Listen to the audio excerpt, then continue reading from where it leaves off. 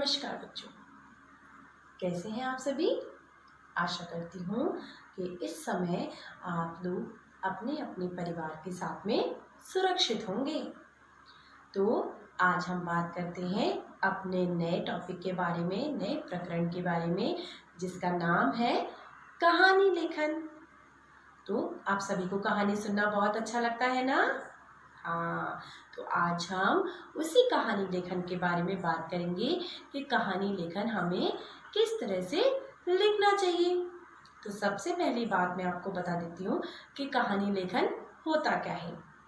किसी भी चित्र को देखकर या दृश्य को देखकर हमारे मन में उठने वाले भावों और विचारों को कहानी के माध्यम से या लेख के माध्यम से व्यक्त करना ही कहानी लेखन कहलाता है, और जिसमें आपको कुछ शब्द दिए जाते हैं। उन शब्दों की सहायता से आपको कहानी लिखनी होती है। अब मैं आपको बताती हूँ कहानी लेखन की विधि कि हमें कहानी लेखन कैसे लिखना चाहिए। सबसे पहले हमें वाक्यों को निश्चित रूप में और क्रमबद्ध रूप में लिखना चाहिए, और हर वाक्य का अर्थ होना जरूरी है, यानी कि वाक्य अर्थपूर्ण होने चाहिए। पहले वाक्य का संबंध दूसरे वाक्य से होना जरूरी है, तभी वह कहानी निश्चित हो पाएगी।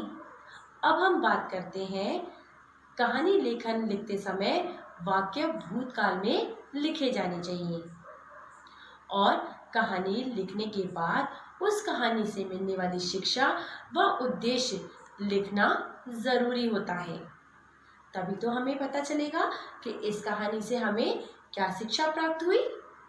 चलिए अब हम बात करते हैं कहानी लेखन से होने वाले लाभ, यानी कि कहानी लेखन का महत्व। तो कहानी लेखन से सबसे पहले बात करूंगी, जब हम दृश्य को देखते हैं या चित्र को देखते हैं तो उसमें होने वाले क्रियाकलापों को हम ध्यान पूर्वक देखते हैं, तो उससे क्या होता है, हमारी एकाग्र क्षमता का विकास होता है।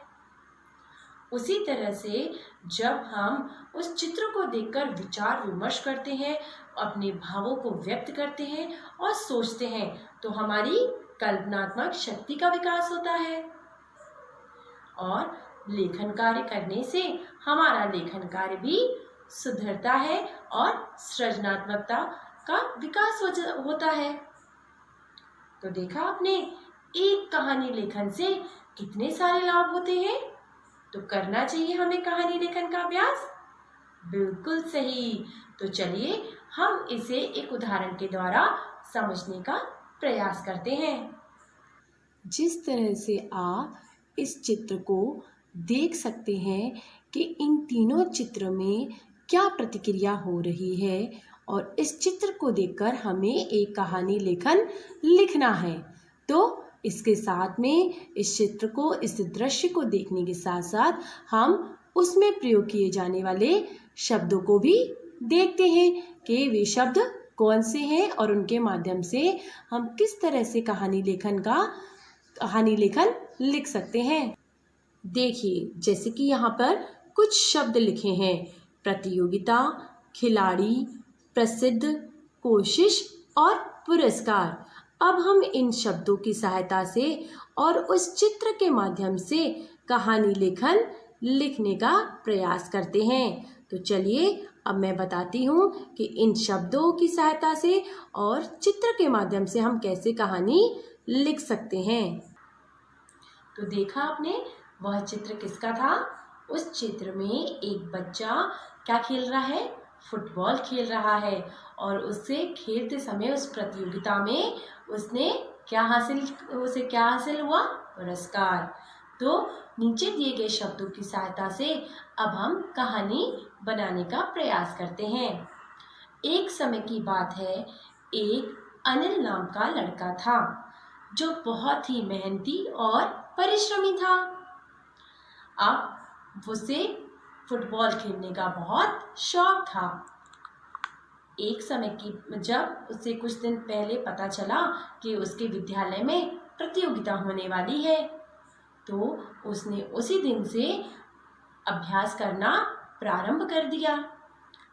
वह रोज मेहनत करता था और रोज अपने खेल का प्रयास करता था।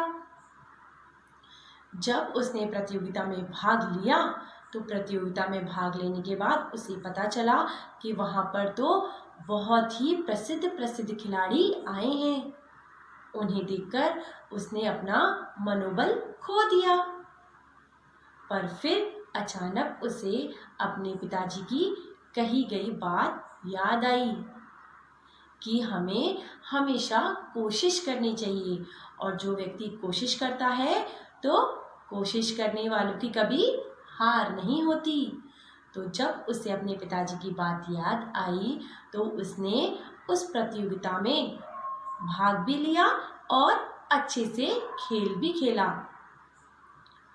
और इस खेल के दौरान उसने उन प्रसिद्ध खिलाड़ियों को भी पीछे छोड़ दिया, क्योंकि उसका आत्मविश्वास दोबारा आ गया था और वह बहुत ही मेहनती और परिश्रमी लड़का था। और इसी अभ्यास के कारण उसने फुटबॉल प्रतियोगिता में पुरस्कार पा लिया। तो देखा आपने, इस कहानी से हमें क्या शिक्षा मिली?